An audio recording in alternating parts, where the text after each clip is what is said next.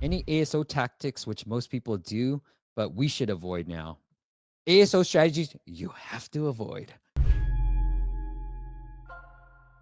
Number one, stop going after brand terms.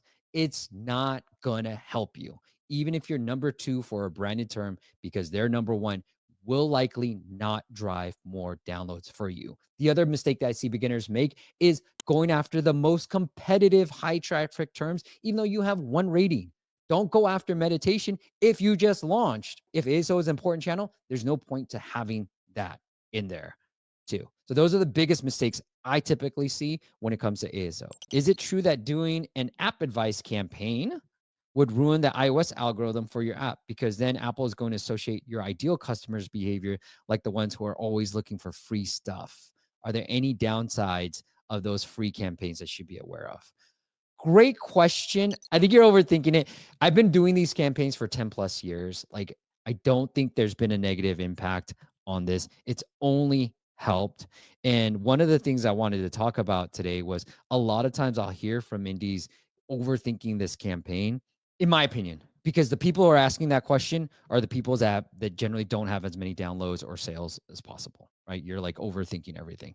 So the people that ask this question, like, I don't want to do AppAdvice. It's going to cost me server costs. Well, look at this numbers. Okay. Like, bear with me. If I've done 100,000 downloads, normally 2 to 5,000 safe level for AppAdvice, making a lifetime offer for free. So I'm going to pick 5,000. Usually it's 10,000 sometimes too. All right. But I'm going to pick 5,000 because it's a safe number. All right. $5,000. Let's say I can get you 5,000 downloads for free, by the way. Let's say you had to pretend you had to pay for them. So $1, which is very hard to do, but okay, $1 per download. So you spent $5,000 to get 5,000 downloads. You need to convert 2% of those, which is average. You get 100 subscribers. And if you're charging 50, if you're charging anything under 50, you're negative. But you have to charge $50 a year. Most people have to buy that $50 a year to break even. Now, let's say you run AppAdvice and you get 5,000 downloads, if not more, and your server costs go up 5,000. Well, I rather pay for server costs and usage rather than marketing. Because what I've noticed with AppAdvice people is those who miss the deal because you're only free for 2 days will end up paying. And the bigger boost from the 5,000 within a couple of days, rather than how are you going to spend this over probably a month, comes with greater opportunities for ASO and the like, right? So I'd rather have that big boost rather than spreading out this $5,000 in cost over a month if I were running Facebook or Meta or Apple search ads, right? I just think you're overthinking all this strategy because this is the strategy that I love the most. Here are the other benefits. You get more App Store ratings really fast. Your ASO kicks in. Users are coming for feedback, right? They give you great feedback. And they'll even email you saying, I missed out on the deal. Can you give me that lifetime offer for free? And personally, I love it. It gives me a dopamine hit. Oh, you love my app that much that you want the free lifetime offer? Awesome. Because how many times we're going to be like, we see a bunch of these deals and like we're not all the time, we're going to be like, great, give me that offer. So I think you're overthinking it. I would just do it. I have a particular issue in my industry. It's super hard to find keywords higher than 20. Most of them are 50 to 10. What else should I do in this place? So this is where meta is going to be interesting. You got to think about other ways. There's many ways to cut this business. I'm just going to talk about business in general.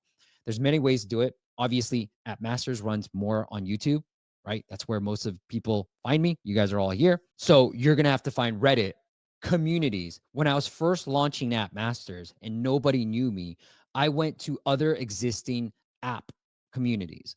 That would be Facebook groups. That would be LinkedIn groups. And all I did was share the content. I was like, hey, I'm just sharing this content. And slowly but surely, I started to build a following. And not a lot of people are willing to put that work in.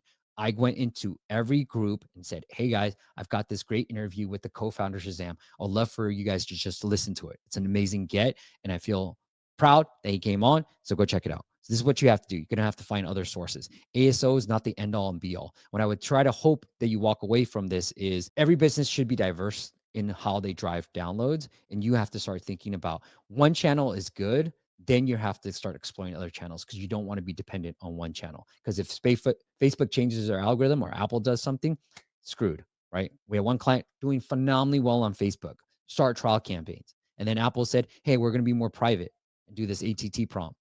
Guess what happened to his Facebook ads? Completely shrunk. And now it's horrible, right? Like, so don't be reliant. That's why I like ASO, but it doesn't, it's a piece of the pie, not the entire pie.